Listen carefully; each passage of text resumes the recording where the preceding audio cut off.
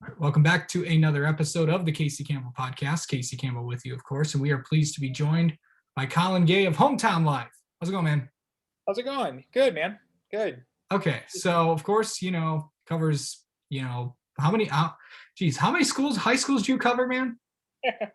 I've counted before. I think it's like right under 30, but we're all over the place, man. We're all over the place. Yeah, one guy doing all 30 schools. That's quite impressive. So it's been quite a year for you. Um, what's it, you just got done with a hockey season, a basketball season. What was that like to kind of just like, now that winter sports are over, now it's spring sports, and how's that all going? When you talk to a bunch of coaches, I think I heard a version of this phrase every single time I asked them about the schedule, and it was a sprint, and it playing 3 games a week almost. They were almost playing more games than they were practices. I think the commonality of all like the coaches and the players, I mean, they were all united on just having the opportunity to play, and it was interesting to see how one outside factor of COVID kind of united a group like this. And it didn't. I mean, obviously they wanted to win, and there's teams that we'll probably talk about later that actually, succeeded. But to be able to have an opportunity to play in such an unprecedented time, I think really united these kids. And I love telling the stories of those kids going through, whether it's testing, whether it's mask wearing. It's definitely a weird season, but I mean, I think for a group of these kids, it was a season that it will be hard to forget. That's for sure. So kind of going through all the kids that you've talked to, just name some of the highlights of everybody that you've talked to and stuff. Yeah. So I think, man, I think going back to we were talking before, I think one of my favorite stories of the winter season, we knew how CC, we were talking about before this, how CC hockey had to step up when their entire, most of their varsity hockey roster was taken out due to the virus, and for a 10-day quarantine and was forced to use their JV team in the first 2 rounds of regionals. But I'm gonna give one of my favorite stories was one that is a little bit similar, but was one that didn't get a whole lot of love, and that's so at Salem, heading into the regional round. They weren't sure if they were going to have a full roster. They were not sure. Most of their roster was done because of COVID. It was out. They got to the point, I believe, and you guys can read my story and plug it, but I believe it was 5 varsity players were left, and the majority of their JV team was gone. They had to go to the school, whether it's kids they already cut for the hockey teams, or they had to ask the lacrosse goalie to be their emergency goalkeeper. They were prepared for the worst at this point. At that point, luckily for them, the state or the county, Wayne County, changed its quarantine rules, so they were able to come back. But they used that emergency goalie as their rallying cry for the rest of the year, and they fell up short against CC in the regional final. A healthy CC team, that was their first game back. But I think Salem really had an opportunity to see, holy smokes, we could have lost this, and they would have lost it to either Dearborn or Plymouth in the second round. Those were teams that would have beaten Salem if they were put in that position. But they united in a way that really, I mean, one of the things Ryan Ossenmacher said was this is high school sports incarnate. This is what high school sports are about, is uniting a group of players for one common goal, is that just to represent their school. And they had a couple players that stepped up, even if they didn't get a chance to show it on the ice. Yeah. So I know you're in spring sports right now, and that's interesting, apparently. What's it been like going to a lot of those games? It's crazy, man. I think everybody. I was at Churchill Franklin baseball game yesterday, doubleheader, and one of the things I talked to the Churchill head coach afterwards, and one of the things he's told me was he doesn't know how long it's going to go. I mean, he's like, honestly, at this point, we're just grateful for every opportunity that we have. And I think that's the mindset of a lot of these players. There's a lot of these are players that didn't get a chance to play last year. These are players. Sophomores are in the same position as freshmen on these varsity teams because they haven't experienced what varsity high school athletics is in the spring before. So it's a new experience for a lot of people. There's a lot of turnover in the programs that really, really shined in 2019. Those teams that you expected to do well in 2020, but didn't get a chance to because of the amount of older players on the rosters, teams like Novi Soccer or even Stevenson Soccer. There's a lot of turnover there. CC baseball, like there's just a lot of turnover. There's a lot of uncertainty and a lot of new experiences for these people. But I think the most, every single player I talk to, every single team I talk to, it's a sense of gratitude at this point. And also not only gratitude, but just uncertainty. They're like, we're going to play however long we get to. We know the numbers, but I mean, it could be gone in the blink of an eye. Whether it's for a player that has to leave the team for 10 days due to contact tracing or a COVID case, or it's an entire team, or it's an entire state taken away, high school sports. So we're flying at the seat of our pants here. We don't really know what's going to happen.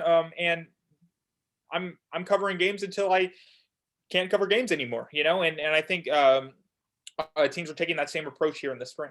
Okay, so I talked to Mark Ewell yesterday, and he told me, like, obviously the governor recommended that, all youth spring sports kind of, go away for 2 weeks. But she didn't mandate it. She recommended it. Most of the schools are going forward. I think from what he said yesterday, 80 to 90% of schools are going on. What's that, from what it looks like, they're gonna try to see if they can get this season done, but who knows what could happen next. Yeah, and I think that didn't surprise me. I think just want to get my wording right here. I think once the governor made this statement, I reached out immediately to the MHSAA just to see if they had a response, and they had one ready. They were like, we're going to let the schools make the decision. And that in itself didn't surprise me, just based on the fact, I think they want, depending on the area of the state, what the cases are like, they're going to allow school districts and individual schools to make that decision. And I think I'm not going to say, I don't know. I'm not going to get into whether I feel like it's the right call. It's just, I think it didn't surprise me that sports would continue, especially after what happened to the spring athletes last year not getting the chance, and especially with the fact that every single spring sport is outside, and they feel it's properly social distanced and things like that. So again, I think there's a sense of gratitude, and I think the overarching feeling is schools wanted an opportunity for kids to play, and they're going to give them every opportunity, even if it meant weekly testing, which, I mean, I spent some time with programs throughout the area, and seeing how the testing works, that's a lot of work. That is a lot of work to put in the info to test every kid every week. That's a lot of work, but it seems like athletic directors are putting everything they can into making sure that these spring athletes get a season. Yeah, it's definitely crazy to be an athletic director right now. So kind of going into that, as we head into the next, few months, what do you think is going to happen? Do you see another shutdown happening?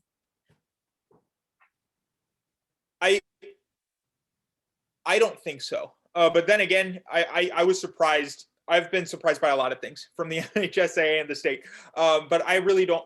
I don't think so. I think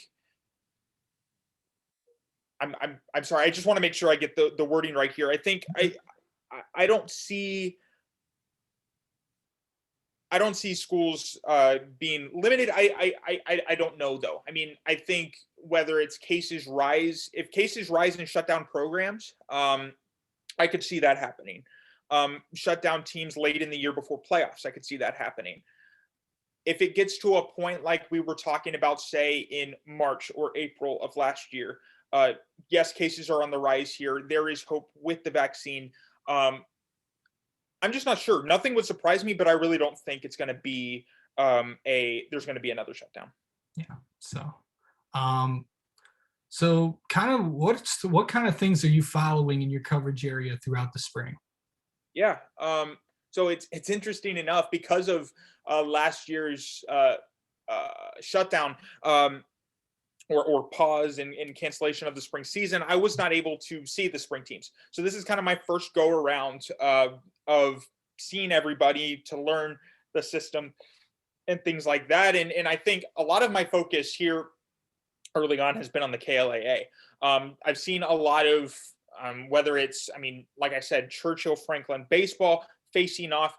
I've seen Novi soccer. I think Novi soccer was the big story. I mean, obviously that team was dramatically different heading into this year with, I think they only had 3 varsity returners from that 2019 team on this roster. The rest are, say, sophomores and freshmen. I think, that's what Todd said. He's starting 4 freshmen and 3 sophomores on this group. And I mean, with a group like that doesn't know the varsity roster, I don't think that it was fair to give them an opportunity to continue that win streak very long, as you saw with a 1-0 loss to Northville.